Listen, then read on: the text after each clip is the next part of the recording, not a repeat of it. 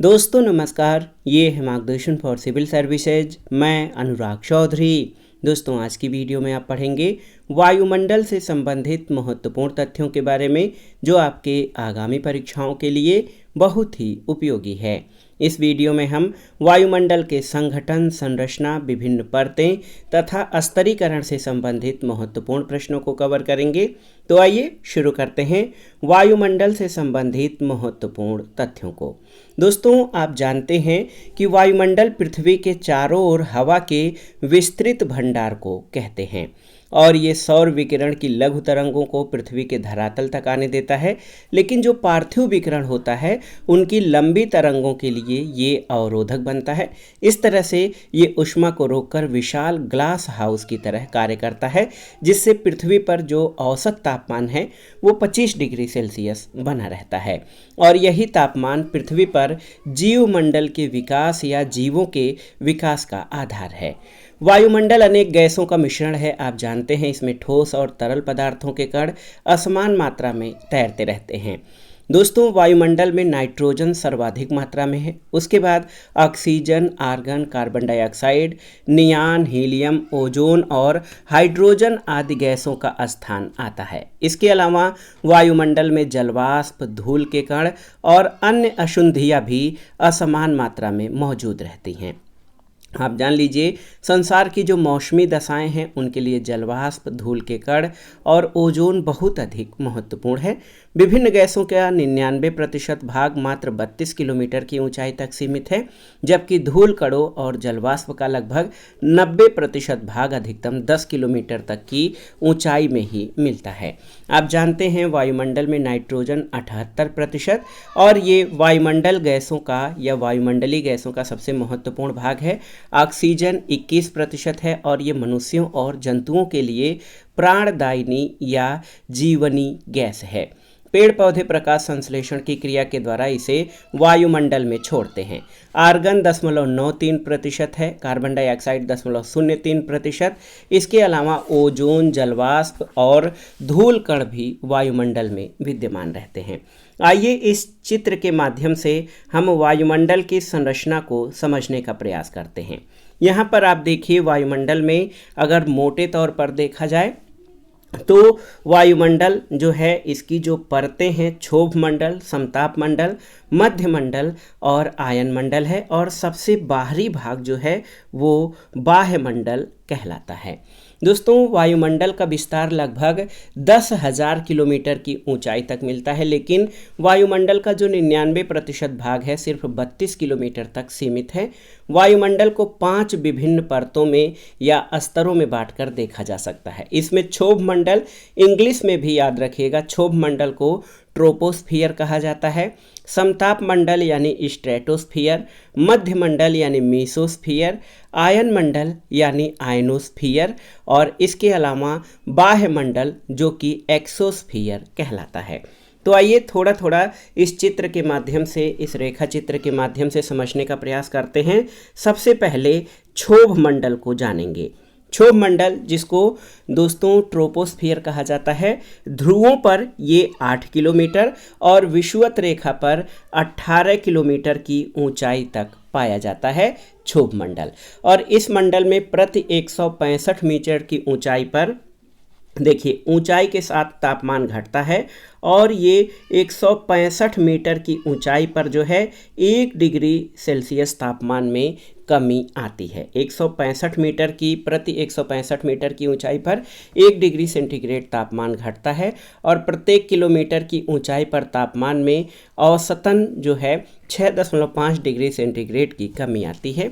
इसे ही सामान्य ताप पतन दर कहा जाता है। और सबसे महत्वपूर्ण जो क्षोभ मंडल है दोस्तों, वायुमंडल में होने वाली सभी मौसमी गतिविधियां क्षोभ मंडल में ही पाई जाती हैं और क्षोभ सीमा के निकट चलने वाली अत्यधिक तीव्र गति के पवनों को जेट पवन या जेट स्ट्रीम कहा जाता है। तो ये था क्षोभ मंडल के बारे में महत्वपूर्ण जानकारी। समताप मंडल या स्ट्रेटोस्फियर के बारे में आप देख लीजिए। तो समताप मंडल में प्रारंभ में तापमान स्थिर होता है, लेकिन 20 किलोमीटर की ऊंचाई के बाद तापमान में अचानक वृद्धि होने लगती है और ऐसा ओजोन गैस की उपस्थिति के कारण होता है। देखिए यहाँ पर जो समताप मंडल में ही ओजोन परत पाई जाती है, ओजोन मंडल समताप मंडल का ही भाग है। और दोस्तों आप जान लीजिए, ओजोन गैस पराबैंगनी विकिरण को अवशोषित करके इस मंडल यानी समताप मंडल का तापमान बढ़ा देती है। ये मंडल मौसमी हलचलों से मुक्त होता है, इसलिए वायुयान चालक यहाँ विमान उड़ाना पसंद करते हैं। तो आप देख सकते हैं दोस्तों कि जो समताप मंडल है उसकी जो निचली परत है वो ओजोन मंडल है। यहाँ पर पहले तो तापमान स्थिर रहता है, लेकिन 20 किलोमीटर की ऊंचाई के बाद तापमान में वृद्धि होने लगती है। ऐसा ओजोन परत के कारण होता है। और यहाँ पर देखिए उल्काएं भी इसी समताप मंडल में, उल्काएं जो हैं समताप मंडल में और यहाँ पर भी मध्य मंडल में भी दर्शाया गया है। आप देख लीजिए मध्य मंडल, तो इस मंडल की ऊंचाई जो है, मध्य मंडल जो है ये हमारा 50 किलोमीटर से 80 किलोमीटर की ऊंचाई तक मध्य मंडल का विस्तार है। इसमें तापमान में एकाएक गिरावट आ जाती है और मध्य सीमा पर तापमान घटकर -100 डिग्री सेंटीग्रेड तक पहुंच जाता है, जो कि वायुमंडल का न्यूनतम तापमान है। तो यहाँ पर आप देख लीजिए 50 से 80 किलोमीटर तक मध्यमंडल का विस्तार है। तापमान में अचानक गिरावट आती है और मध्य सीमा पर तापमान गिरकर -100 डिग्री सेंटीग्रेड तक पहुँच जाता है। इसके ऊपर या इसके आगे की जो परत है वो आयन मंडल है, यानी आयनोस्फीयर। आप देख सकते हैं इसका विस्तार 80 से 640 किलोमीटर की ऊंचाई तक है। इसमें विद्युत आवेशित कणों की अधिकता होती है और ऊंचाई के साथ तापमान बढ़ने लगता है।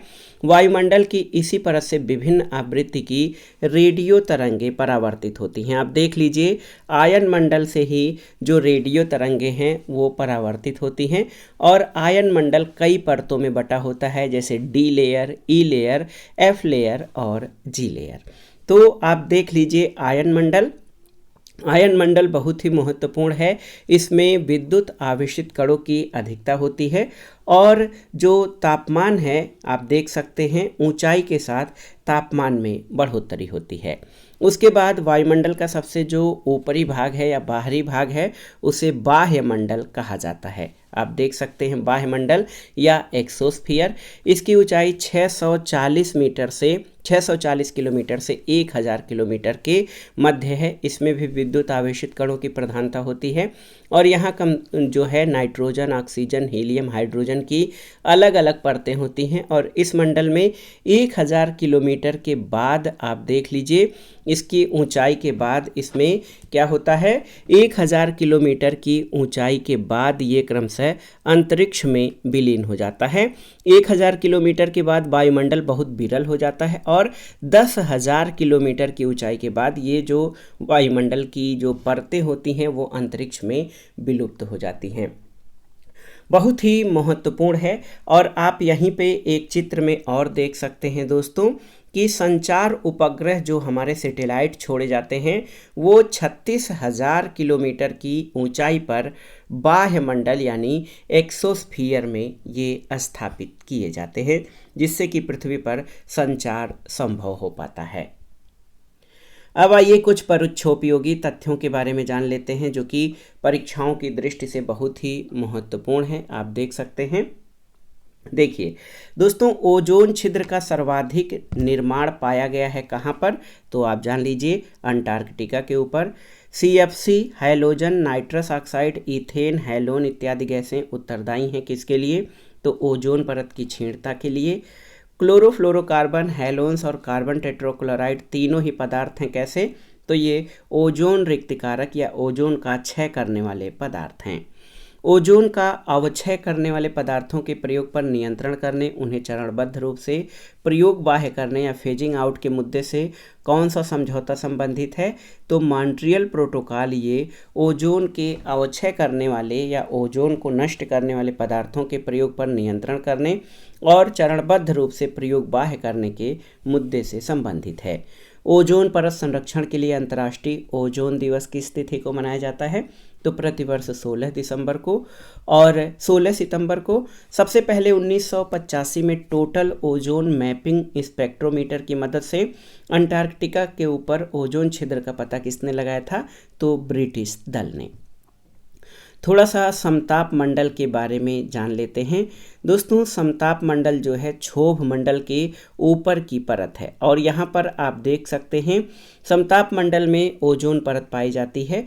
ओजोन परत का जो है ओजोन का परत के रूप में सर्वाधिक संकेंद्रण 20 से 35 किलोमीटर की ऊंचाई तक है। ओजोन O3 ऑक्सीजन के 3 परमाणुओं से मिलकर बनने वाली गैस है और ओजोन परत द्वारा दोस्तों ये सूर्य से आने वाली हानिकारक अल्ट्रावायलेट किरणों का अवशोषण किया जाता है। इसलिए ओजोन परत समताप मंडल में मानव जीवन के लिए अति आवश्यक है। समताप मंडल में जलवाष्प बहुत कम होता है, इसलिए मौसमी घटनाएं यहाँ पर नहीं के बराबर होते हैं और जो व्यावसायिक जेट विमान होते हैं उनके उड़ान के लिए ये परत बहुत ही महत्वपूर्ण। आइए कुछ महत्वपूर्ण प्रश्नों को और देख लेते हैं। समताप मंडल में ओजोन के स्तर को प्राकृतिक रूप से विनियमित किया जाता है, कैसे? तो नाइट्रोजन ऑक्साइड द्वारा। ओजोन परत की मोटाई सबसे ज़्यादा रहती है किस ऋतु में? तो वसंत ऋतु में। ओजोन परत को मापा जाता है तो याद रखिएगा डाब्सन यूनिट या डाब्सन इकाई में। देखिए 0 डिग्री सेंटीग्रेड तथा 1 एटमॉस्फेरिक प्रेशर दाब पर शुद्ध ओजोन परत की 0.01 मिलीमीटर की मोटाई बराबर होती है किसके?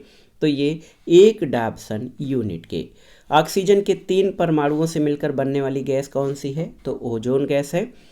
ऊपरी वायुमंडल में ओजोन परत के रूप में ओजोन गैस सूर्य के परावैंगनी विकिरण या अल्ट्रावायलेट किरणों से पृथ्वी पर जीवन को बचाती है, जबकि जमीन के सतह के ऊपर या निचले वायुमंडल में ये एक किस तरह की गैस है? तो याद रखिएगा ओजोन सूर्य से आने वाले परावैंगनी विकिरण को पृथ्वी पर आने से बचाती है, लेकिन जमीन की सतह पर ये एक खतरनाक प्रदूषक है। ओजोन छिद्र के लिए प्रधानतः उत्तरदायी क्या है? तो ये CFC यानी क्लोरोफ्लोरोकार्बन्स ये ओजोन परत के क्षरण के लिए उत्तरदायी गैस है। क्लोरीन, फ्लोरीन और कार्बन से बना मानव निर्मित पदार्थ क्या है? तो ये क्लोरोफ्लोरोकार्बन है जो शीतकों या प्रशीतकों रेफ्रिजरेटर्स में प्रयुक्त किया जाता है और ये ओजोन परत को सर्वाधिक नुकसान पहुंचाता है। अगला प्रश्न है रेफ्रिजरेटर तथा वातानुकूलित यंत्रों में शीतकारक के रूप में प्रयोग किया जाता है किसे? तो क्लोरोफ्लोरोकार्बन यानी CFC को। वायुमंडल का स्तरीकरण, यहाँ पर आप देख सकते हैं दोस्तों वायुमंडल जो है ये 5 परतों में है, अभी हमने देखा भी है और ये परतें हैं क्षोभ मंडल, समताप मंडल, मध्य मंडल और दोस्तों मध्य मंडल के बाद आयन मंडल और बहिर्मंडल है। वायुमंडल का स्तरीकरण जो है वो ट्रोपोपाज, स्ट्रेटोपाज, मेसोपाज में किया जाता है। क्षोभ मंडल और समताप मंडल की जो सीमा है उसको ट्रोपोपाज के रूप में, समताप मंडल और मध्य मंडल का जो क्षेत्र है वो स्ट्रेटोपाज के रूप में और मध्य मंडल और ताप मंडल जो है उसको मेसोपाज के रूप में जो है वर्गीकृत किया जाता है। क्षोभ मंडल वायुमंडल की सबसे निचली परत है, आप जानते हैं, और यहाँ पर मौसम की प्रायः सभी घटनाएं जैसे बादल, ओला, कोहरा, तुषार, मेघ गर्जन, आंधी, तूफान, विद्युत प्रकाश ये सभी क्षोभ मंडल में घटित होते हैं और क्षोभ मंडल में ऊंचाई के साथ प्रति 1 किलोमीटर पर 6.5 डिग्री सेंटीग्रेड की दर से तापमान में कमी आती है। और आप जान लीजिए क्षोभ मंडल में सभी मौसमी गतिविधियां होती हैं। अगला है थोड़ा सा परीक्षाओं की दृष्टि से महत्वपूर्ण तथ्य हैं कि पृथ्वी के चारों ओर गैसों के समूह को क्या कहते हैं? वायुमंडल यानी एटमॉस्फेयर। और दूसरा है कि यदि पृथ्वी पर पाई जाने वाली वनस्पतियां या पेड़ पौधे समाप्त हो जाएं तो किस गैस की कमी होगी? तो ऑक्सीजन गैस की कमी होगी, क्योंकि जो पेड़ पौधे या हरी वनस्पतियां हैं वो वायुमंडल में कार्बन डाइऑक्साइड का प्रयोग करके जो है प्रकाश संश्लेषण क्रिया करते हैं और इस क्रिया में ऑक्सीजन निर्मुक्त होती है। आइए देखते हैं वायु के बारे में थोड़ा सा जानकारी। वायु क्या है? तो वायु गैसों, जलवाष्प और धूल कणों का मिश्रण है। शुष्क हवा में नाइट्रोजन की मात्रा कितनी होती है? तो 78.08% सर्वाधिक मात्रा नाइट्रोजन की होती है वायु में। हवा में जिस गैस की मात्रा सबसे अधिक होती है तो वो नाइट्रोजन है और धरातल से 20 किलोमीटर की ऊंचाई तक पाई जाती है। तो ये कार्बन डाइऑक्साइड गैस धरातल से केवल 20 किलोमीटर की ऊंचाई तक पाई जाती है। यहाँ पर आयन मंडल के बारे में थोड़ा सा जानकारी है। आयन मंडल आप जानते हैं कि आयन मंडल की ऊंचाई जो है ये 80 से 640 किलोमीटर के मध्य होती है और इसमें विद्युत आवेशित कण यानी धनायन और ऋणायन उपस्थित होते हैं और इसी मंडल से, इसी परत से रेडियो तरंगों का भूपृष्ठ पर परावर्तन होता है। इसी कारण से जो बेतार का तार है वो संभव हो पाता है। दोस्तों, उत्तरी ध्रुवीय प्रकाश जो है इसको अरोरा बोरियोलिस और दक्षिणी ध्रुवीय प्रकाश अरोरा ऑस्ट्रेलिस कहते हैं और ये जो है आयन मंडल के प्रभाव के कारण ही होता है। अंत में परीक्षोपयोगी प्रश्नों को देख लेते हैं। क्षोभ मंडल में बढ़ती हुई ऊंचाई के साथ प्रति 1 किलोमीटर पर तापमान में कमी होती है कितने की? तो 6.5 डिग्री सेंटीग्रेड की। ट्रोपोस्फियर परत का नामकरण किसने किया था? तो टीजरेंज डी बोर्ड ने ट्रोपोस्फियर परत का नामकरण किया था। और ग्रीष्मकाल में क्षोभ मंडल की ऊंचाई बढ़ जाती है जबकि शीतकाल में क्या होता है? तो ये घट जाती है। समताप मंडल के निचले सतह पर कभी कभी सीरस बादल दिखाई पड़ते हैं। इन बादलों को क्या कहा जाता है? तो इन बादलों को मदर ऑफ पर्ल क्लाउड्स कहा जाता है। ऊंचाई के साथ तापमान में एकाएक गिरावट होती है किसमें? तो मध्यमंडल में ऊंचाई के साथ साथ तापमान में एकाएक गिरावट होती है। आयन मंडल में डी परत परावर्तन करती है, बहुत ही महत्वपूर्ण है। देखिए, आयन मंडल में डी परत परावर्तन करती है तो न्यून आवृत्ति वाली रेडियो तरंगों का केनली हेविसाइड परत कहा जाता है किसको? तो आयन मंडल के ई परत को दोस्तों आप जान लीजिए, इसको केनली हेविसाइड परत भी कहा जाता है। इसमें मध्य और लघु तरंग दैर्घ्य यानी मध्यम और उच्च आवृत्ति की रेडियो तरंगें परावर्तित होती हैं। यहाँ पर ध्रुवीय प्रकाश या अरोरा लाइट की उपस्थिति होती है और ये उत्तरी ध्रुवीय प्रकाश अरोरा बोरियालिस और दक्षिणी ध्रुवीय प्रकाश यानी अरोरा ऑस्ट्रेलिस के रूप में मिलती हैं। तो जो ध्रुवीय प्रकाश है वो ई परत में पाया जाता है। अगला प्रश्न है, आयन मंडल के ई परत में क्या उपस्थित होता है? तो ध्रुवीय प्रकाश यानी अरोरा लाइट, अरोरा बोरियोलिस और अरोरा ऑस्ट्रेलिस उपस्थित होता है। अगला प्रश्न है, हीलियम, आर्गन, रेडान और नियान नोबेल गैसें हैं। इनमें से वह गैस जो वायु में नहीं पाई जाती वो रेडान गैस है। और लास्ट क्वेश्चन है, ऐसा पदार्थ जिसमें 2 या 2 से अधिक तत्व या यौगिक किसी भी अनुपात में साधारण रूप से मिश्रित होते हैं उसे मिश्रण कहा जाता है। तो दोस्तों, ये था आज का वीडियो। विभिन्न परीक्षाओं के सामान्य ज्ञान और सामान्य अध्ययन के लिए उपयोगी वायुमंडल से संबंधित महत्वपूर्ण तथ्य। इसमें हमने वायुमंडल के संगठन, संरचना और विभिन्न स्तरों के बारे में महत्वपूर्ण तथ्यों को कवर किया है। आप इन प्रश्नों को तैयार कर लीजिएगा। दोस्तों, वीडियो आपको कैसा लगा हमें कमेंट बॉक्स में ज़रूर बताइएगा। वीडियो को लाइक करें, शेयर करें और इस चैनल मार्गदर्शन फॉर सिविल सर्विसेज को सब्सक्राइब करें। वीडियो देखने के लिए धन्यवाद दोस्तों। नमस्कार।